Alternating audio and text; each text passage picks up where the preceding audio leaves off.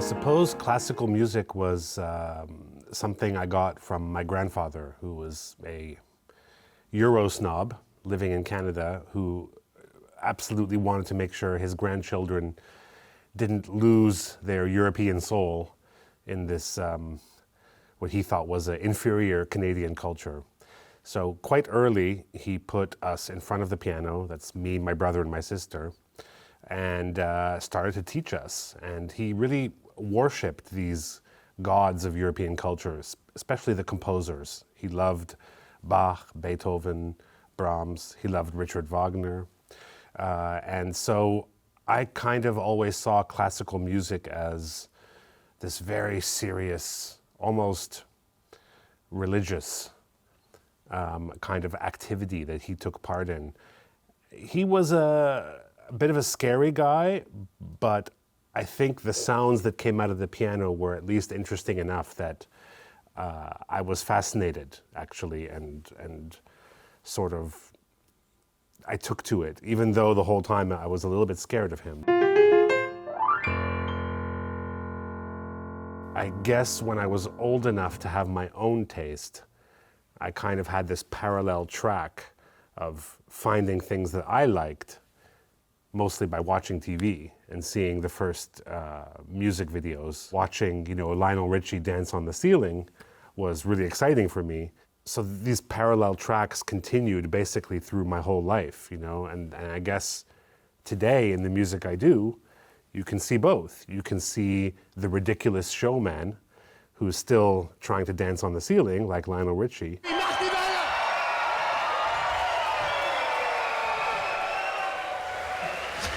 But you can also feel the perpetual student in me. And I often think about the gods of music. How can I please the gods of music? How can I make sure that when I'm playing the piano, that it's not about me, that it's about the music? And this is a question that probably comes from the seriousness of those sessions with my grandfather. We called our grandfather Papa, that's the Hungarian tradition. And he had a classical piece that he wrote, that he taught us. It was called a gavot, which is a type of old folk dance, I think. And it went something like this. And I say something like this because neither my brother or I can really truly remember how the piece really went. We sort of have this very vague recollection of it. But basically, the first few bars were like this.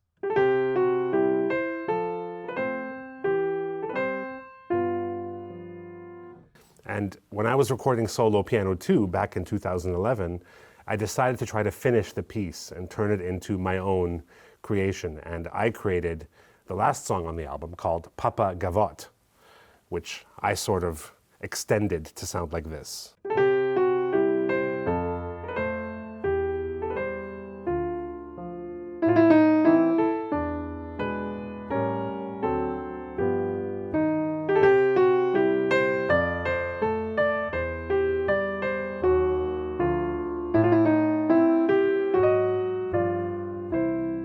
Well, I respect the composers.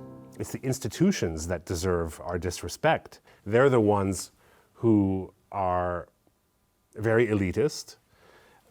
They don't try to connect with society at large. And so when I have the chance to be in some way connected to those institutions by playing in one of the concert halls, for example, I feel like it's my duty to be, of course, professional and essentially grateful for the opportunity, while at the same time lightly poking the disrespect. So when they see me give it back a little bit, it's usually done in a fairly playful way. It really gets a very strong reaction because someone is finally addressing the elephant in the room. Anytime anyone goes to a classical concert, they have this feeling of self-consciousness, like, what are the rules again? I'm not allowed to clap sometimes, but sometimes I am allowed to clap. Everyone, crowd surfing, let's go! Crowd surfing, come on! Crowd surfing! Let's do this!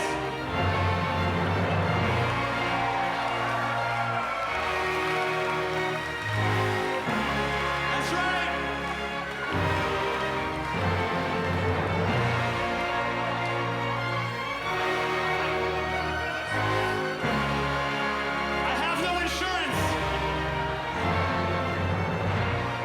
these rules and all these things that limit your kind of spontaneous reaction to what might be happening. It's profoundly unsexy. It is against all notion of what I think music should be, which should have strong contrasting emotions under a giant umbrella of fun. And who can respect someone who doesn't want to have fun?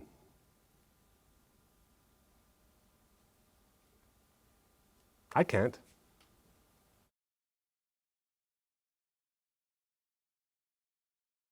If you look at the golden age of classical music, most of the composers, whether it's Mozart, Bach, Beethoven, Brahms, all those white dudes, they were performing constantly. They were on tour. Franz Liszt, 200 gigs a year, this guy.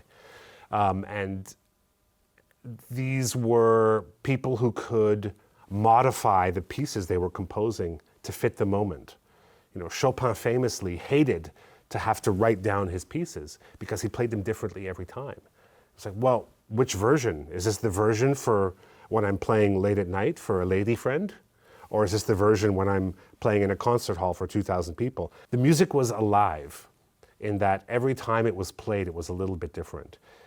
Now we have a real cleavage between composers who tend to be dead and these interpreters, the instrumentalists, who rarely compose. Like, I'll give you an example. In many piano concertos, there's a moment at the end of a movement called a cadenza. And that is where, normally, back in the golden age, a pianist would, in a way, compose something spontaneously. They were like taking a solo, as a jazz musician would call it. And they would have a moment all alone that would sort of just lead to then the final minute of the movement, which would end with a big climax. And this was a moment for the pianist to put his or her own touch on the piece. And this, Beethoven's piece would say, cadenza. I mean, think, Beethoven himself was telling the pianist, do what you want now. And that's really radical because now we always think, oh no, you can't touch anything. We know what Beethoven wanted. It's all there written in the score. Don't do anything that isn't written. While at the same time, Beethoven is explicitly telling you at certain moments, do what you want to do. And we've lost that.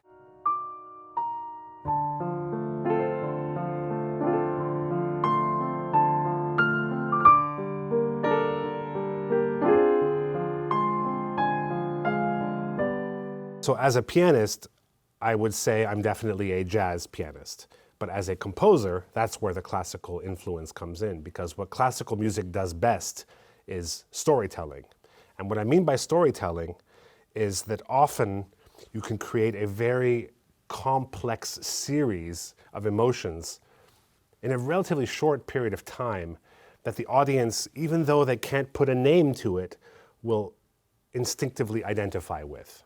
And the way it's accomplished tends to be with harmony. Harmony being the chords that support a melody. So the melody is kind of the foreground of music. I'm just going to compose a simple one here. Maybe not very good, but good enough for our purposes. So what kind of chords would accompany that to make this good storytelling?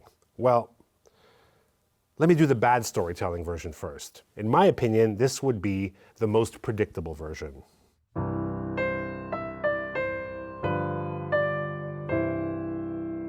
Very, very obvious. Maybe sounds a bit like a kid's tune or something. So, not my favorite version. But if I wanted to make this a little more complex, I would use something called a deceptive cadence. Now, a cadence is how the phrase ends. In this case, here's the cadence.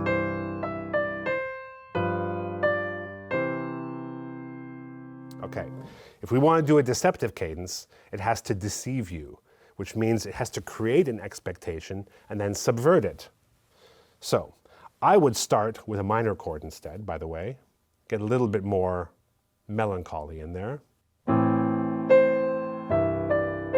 And here we expect resolution, and instead, Even though the melody note is the same, I put in the unpredictable chord, and then of course it can go somewhere else.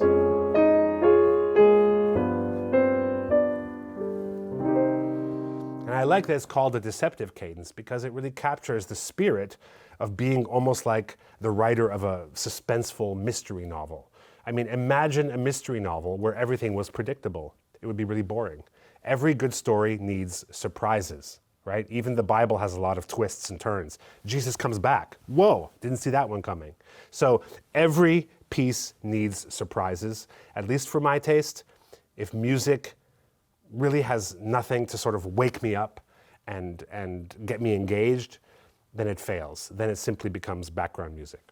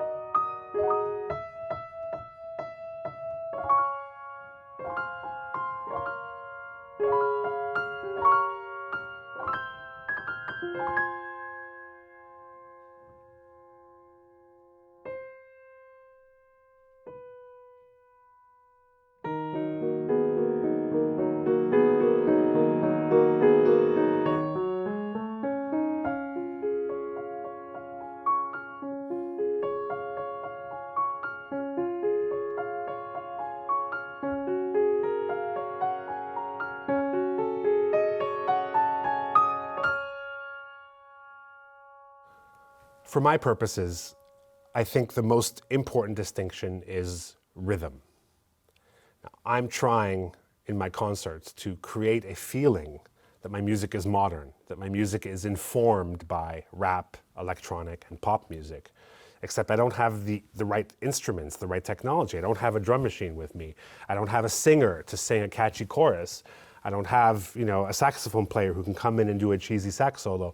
I've got to create that modern feeling with this old instrument. And the way I do it is by a sort of strict rhythm, because today's pop music, whether we like it or not, it always has that computerized metronome behind it. It sounds a little something like this.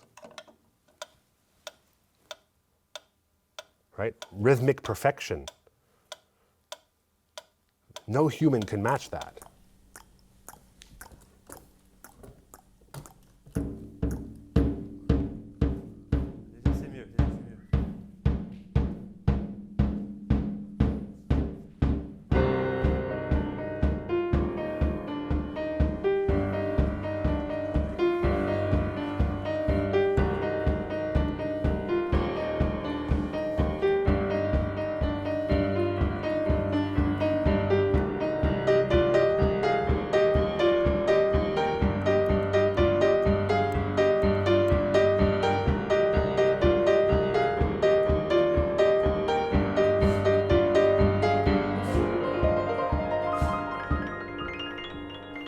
when I play, a piece, I have this kind of playing in my head the whole time.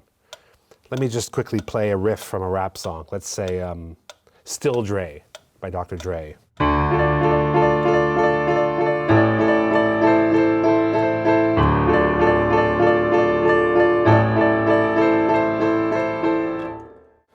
So you hear what I'm doing is essentially letting this computerized, or in this case, mechanized perfection dictate the rhythm in which I'm functioning. I am letting the machine essentially tell me where the beat is. Another thing I'm doing is that every time I hit one of these chords, I try to keep it with the same dynamic intensity each time. So there's no variation, even though I'm hitting this 8 times in a row. I try to make each time I do that exactly the same. I'm essentially trying to turn myself into a robot because music is essentially made by robots today. A classical musician would find this to be far too flat, I believe. A classical musician would say, you're missing opportunities to put expression into the music. Each chord should be its own special little version of the chord. And there should be a much more fluid rhythm. They didn't even have metronomes until, I think, the early 1800s. In the time of Mozart and Beethoven, they didn't even know that rhythmic perfection could exist. So of course, everything had to be much more open-ended. So their version of Still Dre might be something like this.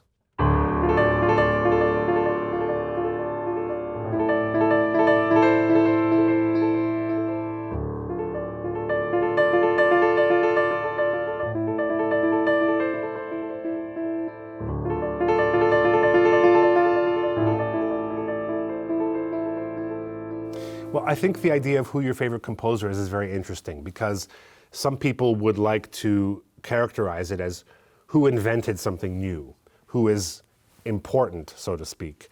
And I find this whole divide very fascinating between why is it so difficult for people to just say who they like the best? And why does it then have to be a discussion of, but is that person important or not? So if we're talking bar for bar, in terms of just the music itself, my favorite composer is the French composer Gabriel Fauré. Because bar for bar, everything he composes touches me. With other composers who would be considered more important, for example, Johannes Brahms, I like maybe about a third of what he composed. A lot, but there's like a whole 2/3 which I don't appreciate. And I think it's a little bit ridiculous to, in the name of how important these composers are, to sort of have to pretend to like everything. And you're basically saying, okay, Beethoven is a prophet. You cannot question anything.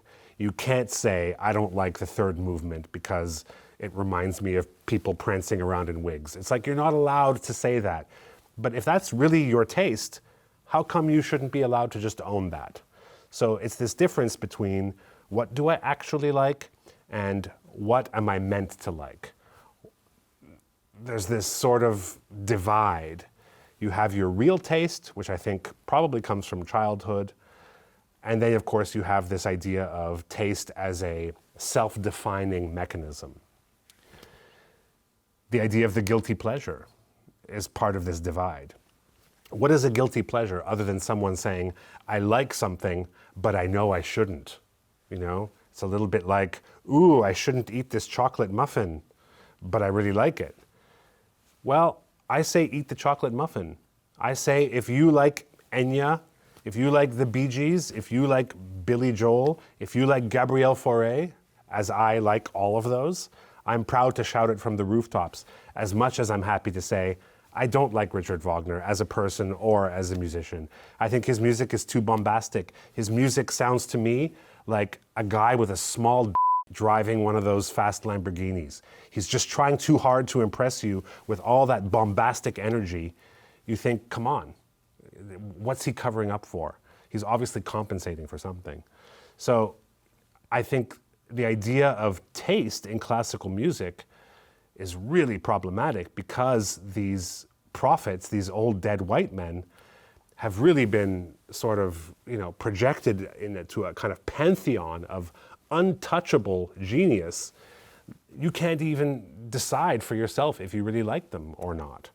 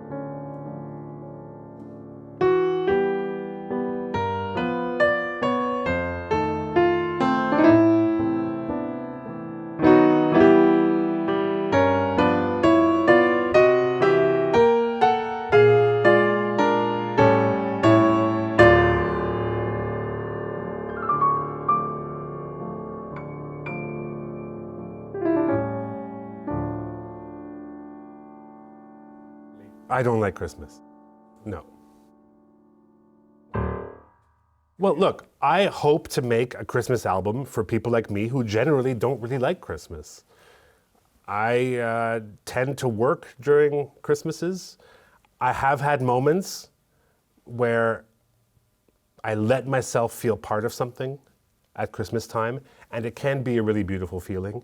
It doesn't happen to me every Christmas. I feel like that has to happen in a way organically. The pressure to be forced to create these moments of togetherness often leads to this backlash. And what people feel is a very complex kind of melancholy, like they were picturing something and reality couldn't quite match up to the picture. So these are very complex feelings of disillusionment and yes, there's hope. Of course there is. You know, I didn't want to make a depressing Christmas album, but I wanted to make a Christmas album that represented that wide range of feelings that people can have. The actual songs themselves, I sort of realized that they're so old in so many cases, at least the original carols. They kind of exist in this world before classical music. They kind of have this timeless folk music quality to them, which means that they're material that you can shape. And that's why you have so many great, for example, jazz entertainer Christmas albums, like by Nat King Cole, Frank Sinatra, up to and including Motown artists like Stevie Wonder, who have great, great takes on Christmas songs. But you also can still appreciate a Vienna Boys Choir singing the same song. So I love that they exist in a world before musical style. And that means they can be put into any musical style. I was shopping at a sheet music store, and I was looking for some Christmas music to see if there were some songs I didn't know. And I was talking to the salesman at the sheet music shop, I think it was in Hamburg, and I said, yeah, I'm looking for some Christmas songs, maybe ones that aren't so popular, maybe ones that are a bit darker or sadder, because I knew my album was not going to be like the forced smile that most Christmas albums are. I wanted my Christmas album to be living in reality. And he suggested there's a beautiful one in a minor key called Maria durch Dornwald ging. And I thought already the title makes it sound really, really heavy. It's like Maria walking through a forest of thorns. I mean, that's, sounds like a Hieronymus Bosch painting waiting to happen to me. So right away, of course, I heard it, and it's just beautiful minor key. I can't play it right now because I forgot it. So that can't be the one I play. Wait, maybe.